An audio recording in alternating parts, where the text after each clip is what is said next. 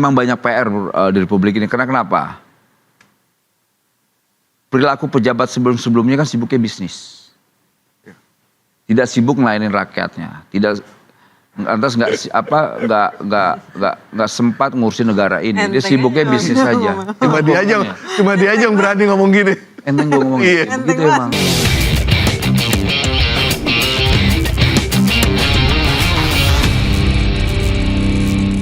Ya, Bang, kan sekarang banyak orang berharap dari Kementerian Tenaga Kerja itu menyediakan lapangan kerja. Ya. Padahal kan itu bukan tugas Kemenaker sebenarnya. Itu kan ada hubungannya dengan industri, Betul. perdagangan. Itu yang benar. Iya kan? Jadi kalau industrinya nggak ada, ya lapangan kerja pasti nggak ada.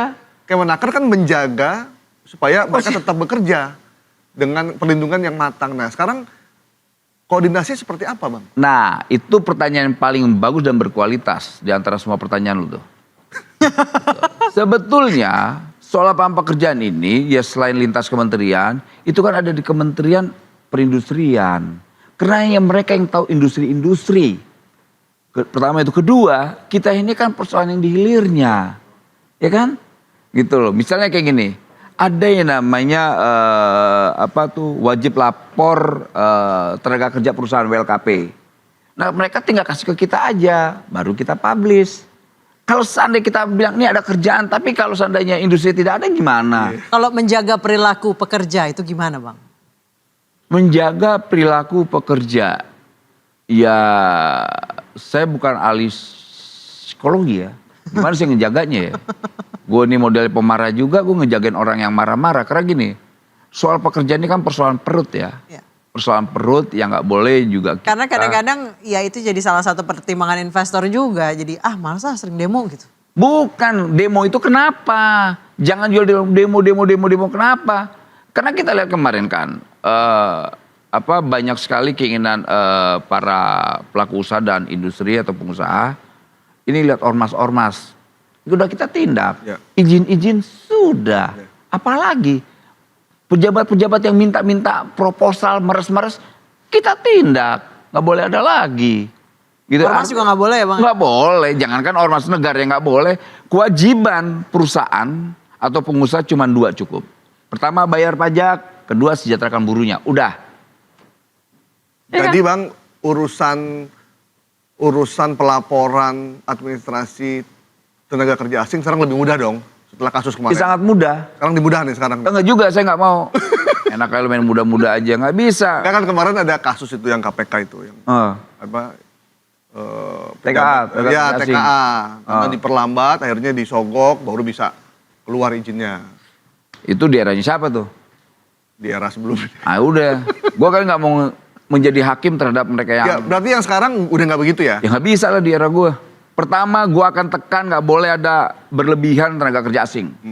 Bukan kita anti asing, karena kita juga banyak orang-orang Indonesia yang membutuhkan pekerjaan. Kalau seandainya mereka transfer knowledge boleh. Seandainya misalnya gini, Cina punya kemampuan teknologi A, misalnya mereka ngirim 10.000, ya mereka mengedukasi dong, transfer pengetahuan. Ya.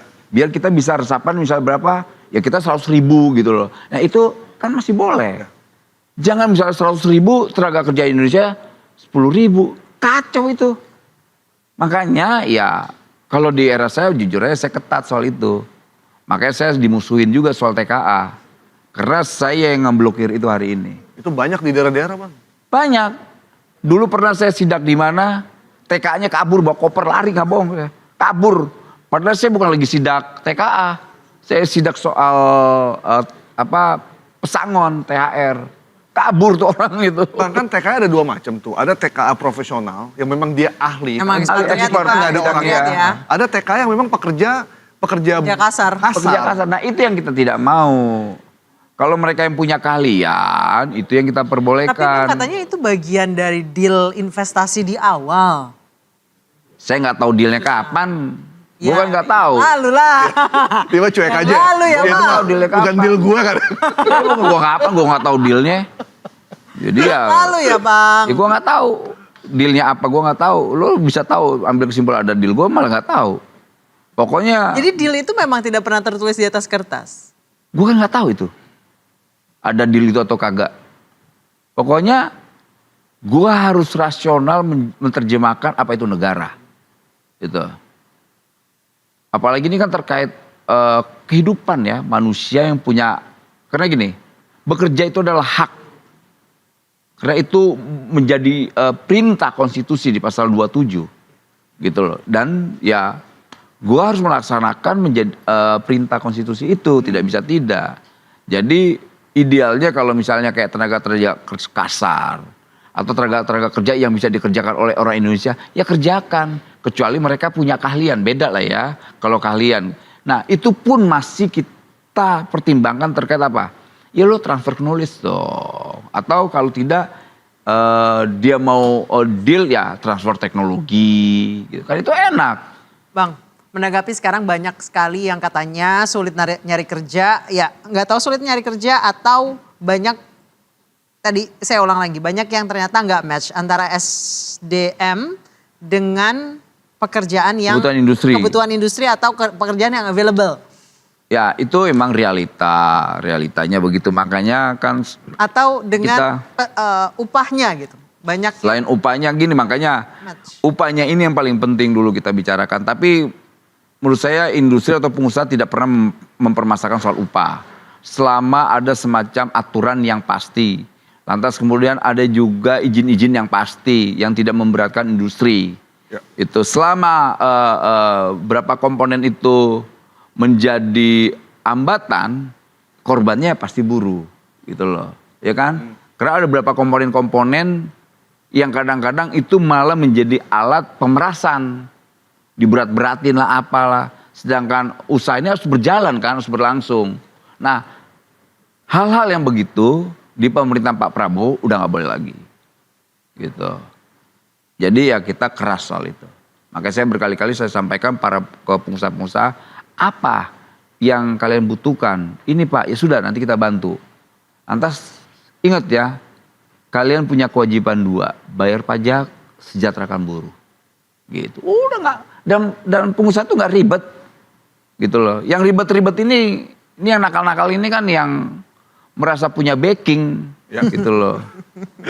Bang, balik tadi belum selesai tuh soal koordinasi dengan Kementerian Perindustrian yang menyiapkan lapangan kerja, kemudian Kementerian Investasi yang mendatangkan investor.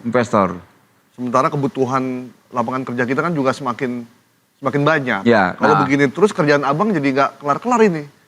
Memang banyak PR di Republik ini. Karena kenapa? Perilaku pejabat sebelum-sebelumnya kan sibuknya bisnis. Ya. Tidak sibuk melayani rakyatnya. Lantas nggak sempat ngurusin negara ini. Dia sibuknya bisnis saja. Cuma dia aja yang berani ngomong gini. Enteng gue ngomong gitu emang. Gitu. Karena gue nggak punya beban, gue bukan pengusaha, ya kan. Gitu ya itu inilah warisan nih yang selalu diwariskan ke siapapun yang menjabat. Nah makanya saya tidak mau nanti ketika saya tidak menjabat lagi ada tuh persoalan warisan kayak nahan ijazah, syarat. Itu baru 2 tuh poin. Belum lagi nanti THR gaji yang nggak dibayar. Ini kan terus nih. Saya tidak mau menjadi manusia super lah. Tapi cukup 1 aja persoalan bisa selesai, itu menurut saya sebuah legacy. Misal tanah ijazah ini kan sudah banyak yang balikin ya kan. Semua pengusaha, pelaku usaha sudah tidak melakukan praktek itu lagi. Lantas ke depan lagi soal rekrutmen secara untuk mencari kerja itu juga. Bayangkan dalam 2 minggu kita bikin 2 SE. Lantas kemudian itu nanti menjadi peraturan menteri. Itu ada sanksinya nanti tuh. Berarti nanti setelah jadi permen artinya kayak misalkan usia juga nggak boleh lagi ya dicari? Nggak boleh dong. Gimana masa mau bertentangan dengan konstitusi? Bekerja itu dilindungi oleh undang-undang dan itu perintah undang-undang. Kemudian dibatasi oleh umur. Masa kita masa perusahaan membuat aturan yang di atasnya konstitusinya melarang, ya nggak boleh dong, ya kan? Logikanya kita harus ketemu.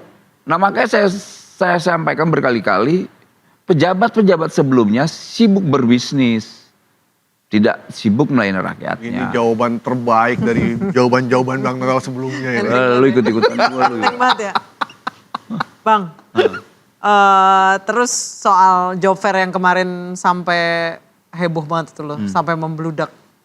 Itu tandanya kan orang desperate banget nyari kerja. Angka pengangguran katanya tertinggi di 2025.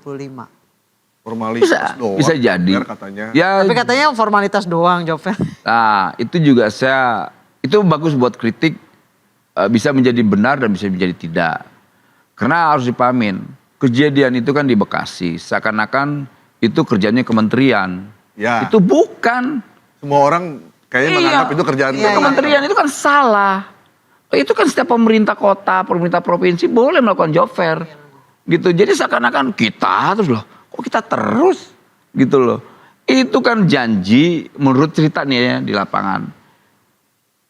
Yang dibuka lowongan pekerjaannya 2.000 atau 2.500. Yang datang melebihi dari 2.000 yang dibutuhkan. Misalnya 2.500 yang datang 22.000 apa? Ya. Itu kan nggak ketemu. Di kampus lagi. Iya, nggak ketemu, ngebludak. Pertama itu, kedua ya ada hal yang minor lah yang di lapangan terjadi gitu. Dan itu tidak dipertimbangkan. Misalnya kejadian orang-orang yang sesak-sesakan, timpuk-timpukan dan sebagainya. Karena emosi, karena panas Emosi, kan. panas, lantas mereka di luar ekspektasi mereka kan. Ternyata sebanyak itu. Berarti Iya, lain kali padahal saya sebelum kejadian itu saya sudah ngumumkan ada 2.500 resapan tenaga kerja di PT Daikin. Nggak ada tuh daftar ke saya. Makanya saya bingung orang-orang ini kemana sih? Ini saya menteri langsung loh, tak usah nggak pakai job fair tuh sebenarnya. Ngumumin nggak pakai job fair, langsung direkturnya menyampaikan dekat saya. Kemudian HRD-nya, sampai saya bilang HRD-nya Daikin, kamu minta duit nggak? Enggak. Kamu minta ini nggak syarat? Enggak. Kamu nani jasa nggak? Enggak. Keren. Nah itu responnya dikit. Makanya saya bilang, ini kok gampang sekali Ada sih. yang bilang job fair tuh proyek juga untuk beberapa orang aja bang. Saya belum sampai ke sana berpikirnya itu sebagai proyek atau tidak. Kalau seandainya itu benar proyek, ya saya kan orang yang kritis. Tapi selama kemarin ya, selama saya ada di Kementerian Tenaga Kerja dan ada Pak Menteri Yaserli, Prof Yaserli, saya memverifikasi semua perusahaan-perusahaan itu tidak yang disampaikan itu, HRD itu.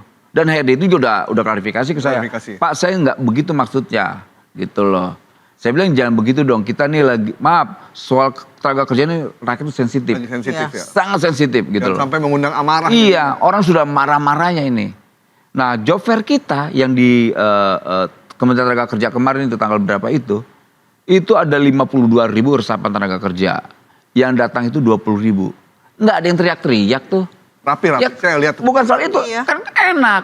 Karena yang dibutuhkan itu yang kita kasih itu 52.000, yang datang 20.000, kan enak, nggak ada yang teriak. Nah ini yang dibutuhkan 2.500, yang datang 22.000. Tapi terus story ya Bang Noel ya. Saya waktu itu datang ke job fair, ya di tahun 2009 saya baru lulus. Itu saya langsung dapat panggilan 5, 4 diantaranya Iya. terima. Tuh, berarti nggak bohongan dong, nggak formalitas dong. Saya juga ya kan? pernah ikut Dan job fair itu dan ada panggilan 2. Tapi Ada. Iya ada. Nah Yang ini di perusahaan testimoni bergengsi itu. semua. Nah ini testimoni yang benar. Artinya apa yang disampaikan HRD itu kan sesat. Gitu dong. Ya kan pernyataan yang sesat. Karena juga yang kan kita verifikasi. Ini gimana? Ini ada pernyataan HRD, dia bilang bahwa itu formalitas doang. Itu hanya buat naikin rating perusahaan dan sebagainya. Nah loh, sebenarnya di kita nggak ada begitu. Gitu, maka kita, ya maaf kemarin sempat saya reaksioner ya, saya marah, saya bilang pecat aja tuh HRD-nya. Gitu loh. Kok tega-teganya menyampaikan apa yang dilakukan kita. Karena kan serangannya ke kementerian. Ya, pasti. Seakan-akan itu job fair itu pasti itunya Karena ada tulisan kementerian. supported by Kemenaker. Iya, Kemenaker. Kadang-kadang ke kita. Jadi saya jadi bulian tuh kemarin juga. Tapi sekali lagi, kita pasti ketika melakukan job fair itu pasti ada punya standar-standar tersendiri ya. Pasti kita akan verifikasi. Misalnya kayak perusahaan kalian rekrutmen tenaga kerja apa bidangnya ini Pak. Bener apa enggak itu? Bener Pak. Gitu. Kan mereka berkeliling tuh pencari kerja tuh. Kenapa kok yang di Kemenaker nggak ada yang teriak bahwa ini formalitas? Kenapa yang di Bekasi teriak formalitas? Karena kebutuhan tenaga kerjanya dengan kesempatan tenaga kerja kan lebih besar yang datang dibanding yang dibutuhkan. Yang dibutuhkan cuma 2.500, yang datang puluhan ribu. Jadi Bang, jadi yang terjadi saat ini bukan banyak pengangguran tapi nggak match gitu sebenarnya. Nggak match, yang pasti nggak match lah itu. Itu juga menjadi kendala kita. Makanya kemarin kita coba diskusi dengan Kementerian Pendidikan. Ya sudah kita cari membuat lapangan pendidikan yang siap kerja. Jadi jangan sampai nanti ketika industrial ini membutuhkan nggak ada. Akhirnya apa? Hilang lagi, nambah lagi angka pengangguran, nambah lagi angka kemiskinan, nambah lagi angka keluhan.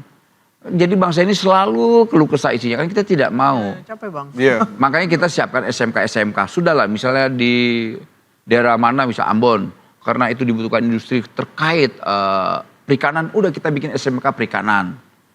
Jangan bikin SMA lagi. Misalnya di mana ya, Sulawesi, dia industri pertambangan. Ya udah coba SMK berbasis pertambangan. Gitu. Jadi tidak lagi gitu loh. Nih, saya minta pendapat Bang Wamen nih.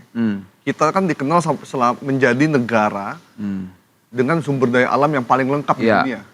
Kita tambang ada, isi nikel, biji besi, emas semua ada. Kita minyak dan gas ada sekaligus. Ada minyaknya, ada gasnya. Kita Dalam satu hutan tempat punya, pertanian, perkebunan semua. Buang gas nih. Ampun Bang. Perkebunan, pertanian semua ada. Ah. Setelah Bang Noel turun ke lapangan, kenapa kok semua sumber daya alamnya begitu banyak, tapi serapan usahanya, tenaga kerjanya nggak begitu banyak di kita? Itu aneh kan? Iya. Padahal Dan kita itu semuanya menjadi ada. concern presiden.